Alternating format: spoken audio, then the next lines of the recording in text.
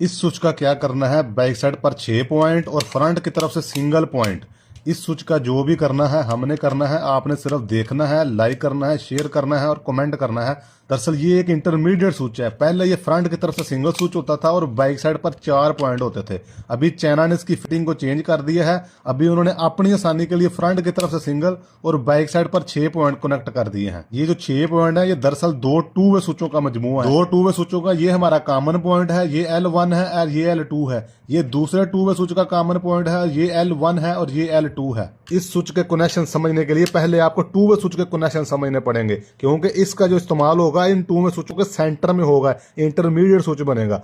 तो ये जो हमारा पहले वाला टू वे स्विच था उसके L1 से रेड वायर को हमने दूसरे स्विच के L1 के पॉइंट पर कनेक्ट कर दी है। ब्लू वायर को हमने दूसरे स्विच के L2 के पॉइंट से इस L2 के पॉइंट पर कनेक्ट कर दिया है। दोनों स्विचेस के सेंटर में अभी ये जो कॉमन पॉइंट है खाली है। लैंप की ब्लू वायर न्यूट्रल को हमने ब्रेकर में कनेक्ट कर दिया है और इसकी रेड वायर को हम दोनों तरफ में से किसी भी एक टू वे स्विच के सेंटर वाले कॉमन पॉइंट पर कनेक्ट कर देंगे इस तरह। और एक और रेड कलर के मेन फेस को हम अपने दूसरे टू वे स्विच के सेंटर वाले पॉइंट पर कनेक्ट कर देंगे इस तरह। ये जो हमारा कॉमन पॉइंट था इस तरह। अभी ब्रेकर से पावर ऑन करके पहले ये चेक कर लेते हैं कि ये हमारा सर्किट ठीक है। अगर ये ठीक है तो दूसरा ऑटोमेटिक ठीक होगा।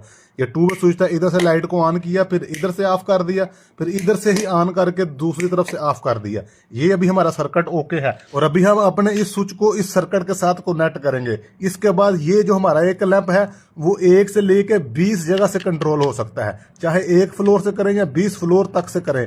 हर जगह से ये ऑन भी होगा, ऑफ भी होगा।